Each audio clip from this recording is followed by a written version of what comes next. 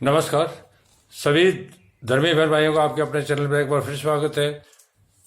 नवरात्रे चल रहे हैं, बहुत शुभ घड़ी है दुनिया जहान के लिए। और आज से रमजान भी शुरू हो गया है, तो पवित्र महीना शुरू हो गया है। इसको किसी संप्रदाय विशेष में जोड़ के न देखें, क्योंकि जितने भी धर्मगुरु हैं उन्होंने एक ही परमात्मा अर्थात एक ही शक्ति की तरफ इशारा किया है। और मैं शक्ति की पूजा के बारे में आप लोगों को बता रहा हूं, तो कृपया इसको व्यापक अर्थ में लें, न कि संकीर्ण अर्थ में। संपूर्ण सिद्धियों के लिए जो आदमी अपनी मानसिक संकीर्णता से ऊपर उठ के परमात्मा के स्वरूप को जो देखेगा वह सिद्धियों का अधिकारी होगा। अब मैं आपको ब्रह्मा विष्णु महेश द्वारा शक्ति अर्थात जगत जननी के स्वरूप का दर्शन अर्थात वो क्या है, कैसी है, कहाँ रहती है, ये ब्रह्मा विष्णु महेश ने अपने मुखमंडल द्वारा कहा गया है। तो कृपया इसी को ही ध्यानपूर्वक सुने और चैत्र नवरात्रों का माता की सिद्धियों के लिए प्राप्त करने का माध्यम बनाएं, ताकि आपका और संसार का जीवन उच्चतर स्तर पर जा सके। इस प्रकार बताकर भगवान विष्णु ने फिर कहा, हम लोग बारंबार प्रणाम करते हुए इन भगवती के पास चलें। भगवान विष्णु ने कहा महेश और ब्रह्मा जी को कि मां भगवती के पास चलें, ये परम आदि महामाया हमें अवश्य वर प्रदान करेगी। यह महामाया है जो हमें अवश्य वर प्रदान करेगी।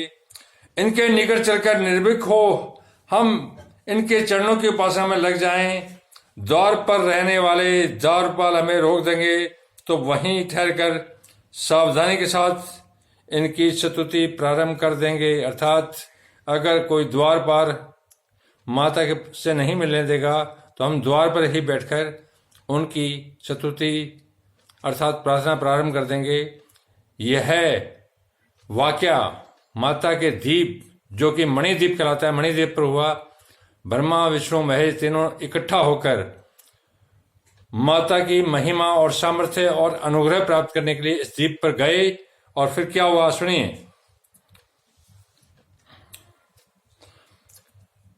श्री हरि से कहकर हम सभी अर्थात मैं, विष्णु और शंकर, मैं का मतलब है ब्रह्मा जी, विष्णु और शंकर तीनों द्वार के पास जाकर विमान से नीचे उतरे। तब देवी ने हम सभी को द्वार पर देखा, तब वह मुस्कुराकर हंसने लगी। जब हम द्वार पर पहुंचे तो वहां देवी ने हमें मुस्कुराकर देखा और मुस्कुराकर हंसने लगी। और हम तीनों को अर्थात ब्रह्मा विष्णु महेश को इस जगत जननी ने स्त्री का रूप बना दिया।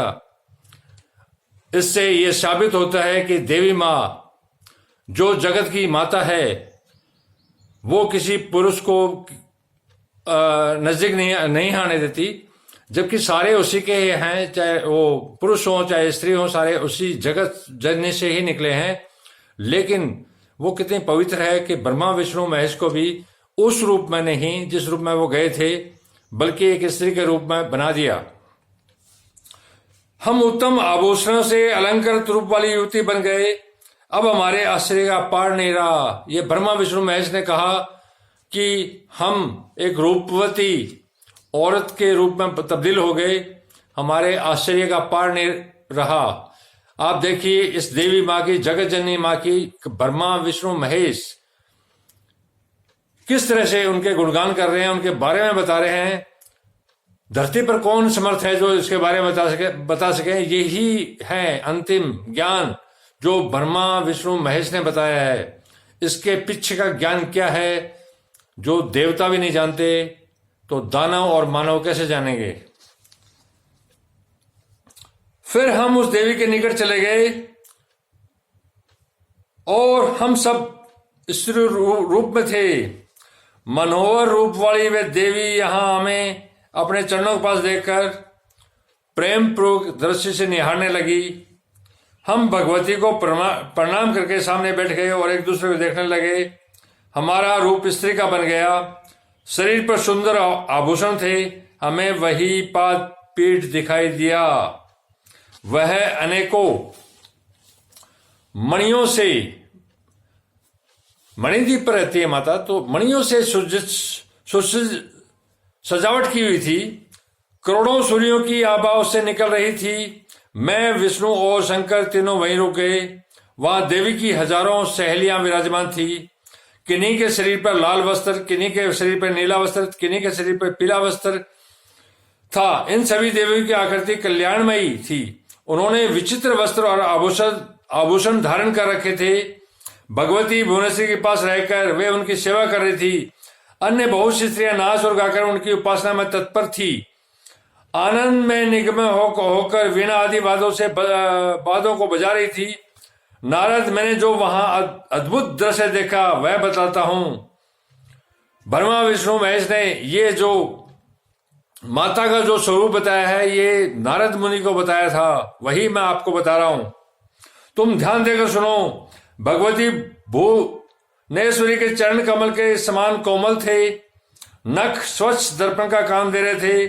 भगवती के नख में ही मुझे स्थावर जंगम सारा ब्रह्मांड, ब्रह्मा विष्णु रुद्र वायु अग्नि यमराज सूर्य चंद्रमा वरुण कुबेर त्वष्टा इंद्र पर्वत समुद्र नदियां गंधर्व अप्सराएं विश्वासु चित्रकेतु श्वेत चित्रांगन नारद तंबुरु हा हा हु अश्विनी कुमार वसुगण सिद्ध साध्य पितरों का समुदाय शेष प्रभुति सभी नाग किन्नर उरंग राक्षस बैंकुट ब्रह्मलोक पर्वत श्रेष्ठ कैलाश ये सब के सब दिखाई पड़े। वही मेरा जन्म स्थान कमल था। अर्थात विष्णु को अपना जन्म स्थान भी उसके नख में, माता के नख में दिखाई दिया। पूरा ब्रह्मांड उनके नख में दिखाई दिया। तो वो उसका स्वरूप कैसा होगा? क्या मानव अपनी क्षमता जो उसकी सोचने और समझने की क्षमता है उस पर, उस धरातल को सोच सकता है? नहीं सोच सकता। उसी पर मैं 4 मुख वाला ब्रह्मा बैठा था। शेषशाही भगवान विष्णु दिखाई पड़ रहे थे। मधु कैटभ भी दृष्टि गोचर हुए। इस प्रकार भगवती के चरण कमल के नख में मुझे अद्भुत दृश्य दिखाई पड़ा। मैं देखकर आश्चर्य पड़ गया। यह क्या है? ऐसी शंका उत्पन्न हुई। विष्णु और शंकर मन भी आश्चर्य से भर गया। तब मैं, विष्णु और रुद्र तीनों ने मान लिया कि यह देवी अखिल जगत की जननी है। उसके माता के उस स्वरूप को देख के इन तीनों ने जान लिया कि यही अखिल जगत अर्थात पूरे जगत की जननी यही है। हम उन देवी की झांकी करते रहे। इतने में पूरे 100 वर्ष का समय व्यतीत हो गया। उस सुधा में कल्याण स्वरूप द्वीप में भांति भांति की लीलाएं हो रही थी।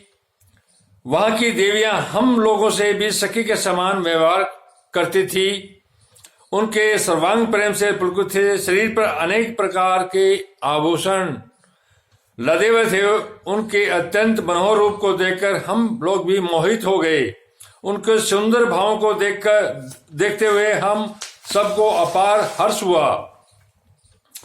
स्त्री वेश में परिणित श्री विष्णु ने समय अनुसार उन भगवती की स्तुति प्रारंभ की। अर्थात स्त्री वेश में भगवान विष्णु ने माता की प्रथम स्तुति अर्थात प्रार्थना प्रारंभ की।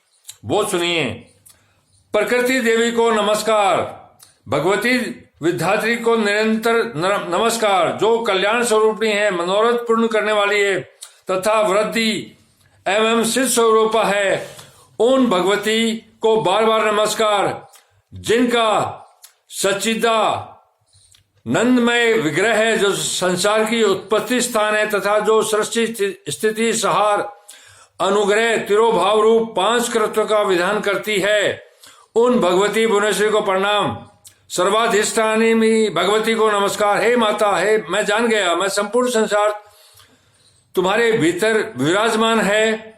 इस जगत की सृष्टि और संहार तुम ही से होते हैं। तुम्हारी ही व्यापक माया इस संसार को सजाती है।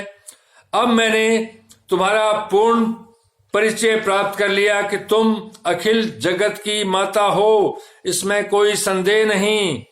सारा विश्व सत्य और असत अर्थात झूठ और सच का विकार स्वरूप है। तुम समय समय पर चेतन पुरुष का इसका विस्तार दिखाती हो। 16 एवं 7 तत्वों से तुम्हारा विग्रह संपन्न है। अर्थात माता के जो विग्रह बताए हैं वो 16 और 7 तत्वों के बताए गए हैं। हमें इंद्रजाल की भांति तुम्हारा साक्षात्कार होता है। यह निश्चय है कि तुम मनोरंजन के लिए लीला कर रही हो। तुम्हारी शक्ति से वंचित होने पर कोई भी वस्तु अपने रूप में प्रतीत नहीं होती। तुम ही अखिल विश्व में व्याप्त होकर विराजमान हो। अर्थात तुम ही हो माता जो पूरे विश्व में व्यापक रूप से विराजमान हो और यहां भी हो। माता बुद्धिमान पुरुष कहते हैं कि यदि तुम्हारी शक्ति अलग हो जाए तो जगत व्यवस्था करने में पुरुष को सफलता मिलनी असंभव है। अर्थात जो देवता सृष्टि को बनाते हैं वो इसकी शक्ति के बिना नहीं बना सकते, न संहार कर सकते और न ही सृष्टि को चला सकते। ये ब्रह्मा विष्णु महेश तीनों ने नारद को अपने बयान दिए हैं। तुम अपने प्रभाव से संपूर्ण संसार को संतुष्ट करने में सदा संलग्न रहती हो। तुम्हारे तेज से सारा जगत उत्पन्न हुआ है। अर्थात माता तुम्हारे ही तेज से सारा जगत उत्पन्न हुआ है। तुम्हारी आभा से देवी प्रलय काल के समय तुम संसार को भक्षण कर लेती हो। भगवती तुम्हारे विवेक के चरित्र को कौन जान सकता है। माता तुमने मधु कटेव के चुगल से हमारी रक्षा की। दृश्य रूप में तो हम देखते हैं कि शिव ही सृष्टि का संहार करते हैं, लेकिन इसके पीछे माता की शक्ति है। माता की शक्ति के बिना शिव भी संहार नहीं कर सकते, न ब्रह्मा रचना कर सकते, न विष्णु इसको चला सकते। अर्थात जो ब्रह्मा विष्णु महेश जो है उनके पीछे जो असली शक्ति है वो इसी जगत माता की है। माता तुमने मधु केटव के चुगल से हमारी रक्षा की। मणिदीप आदि विस्तृत लोक दिखाए। उन दीपों के आनंद भवन में हमें पहुंचाया। हम करोड़ों उत्तम दृश्य देखने में सफल हुए। भवानी यह सब तुम्हारी महान कृपा है। माता जब मैं शंकर और ब्रह्मा भी तुम्हारे चिंतने प्रभाव से अपरिचित हैं, तब दूसरा कौन है जो उसे जान सके। अर्थात ब्रह्मा विष्णु महेश ने भी कहा है कि जब हम भी पूरे प्रयास से तेरे को नहीं जान पाए तो ऐसा और कौन है जो तेरे पूरे स्वरूप को जान पाए। अर्थात कोई नहीं जान पाएगा। तुम्हारे बनाए हुए जितने भुवन है तुम्हारे शक्ति संपन्न नख दर्पण में हमें उनकी झांकी मिली। देवी हमने इस लोक में दूसरे ही ब्रह्मा विष्णु और शंकर देखे हैं। अर्थात ब्रह्मा विष्णु महेश ये अकेले ही नहीं है, ये हर लोक में है। और अर्थात जितने भी जहां जहां इंसानों की बस्तियां बसी हुई है। अब मैं आपको बता देता हूं कि इस जगत जननी ने इस पूरे ब्रह्मांड में ऐसे करोड़ों और भी धरतियां बसा रखी जहां ब्रह्मा विष्णु महेश है। साइंटिस्ट लगे सोचने में करने में ज्ञान उसमें, लेकिन आध्यात्मिक ज्ञान कहता है कि अगर माता जगत जननी एक धरती बनाकर मनुष्य का निर्माण कर सकती है तो उसने पता नहीं कितनी धरतियां बनाकर मनुष्य और ब्रह्मा विष्णु का आविष्कार किया है और वो संचालन भी वही कर रही है। हमने इस लोक में दूसरे ही ब्रह्मा विष्णु और शंकर देखे हैं।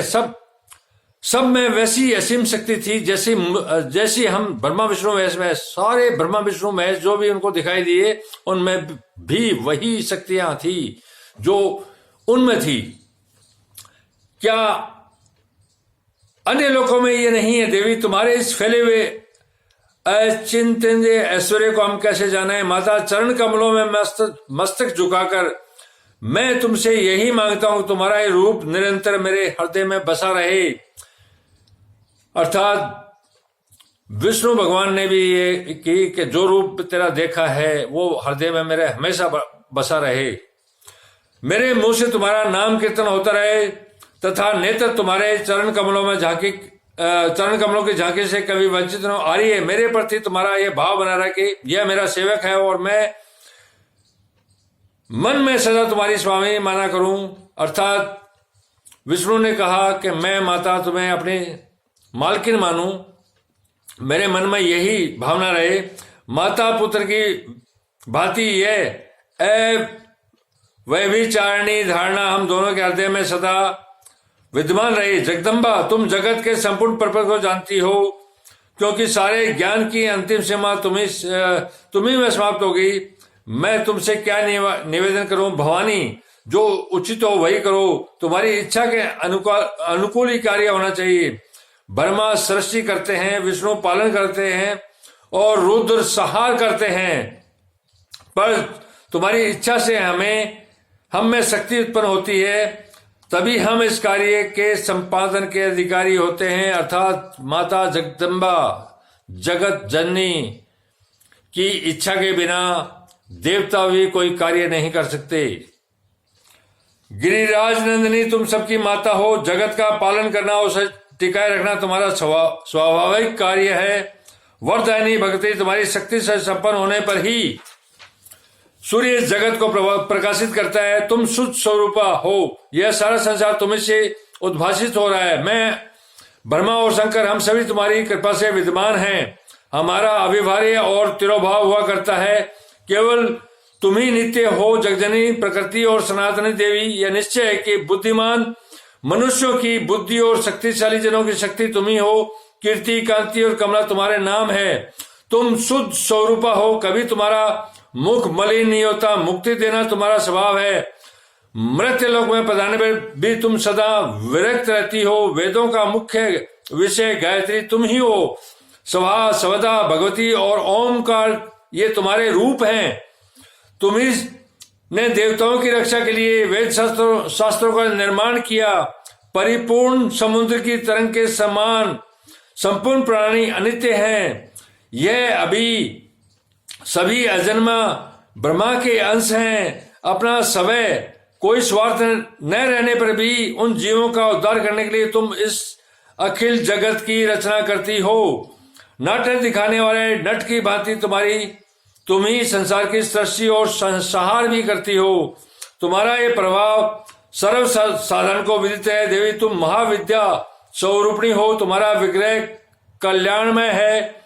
तुम संपूर्ण मनोरथ पूर्ण कर देती हो। मैं बार बार तुम्हारे चरणों में मस्तक झुकाता हूं। आप भी कृपया करके मस्तक झुकाइए।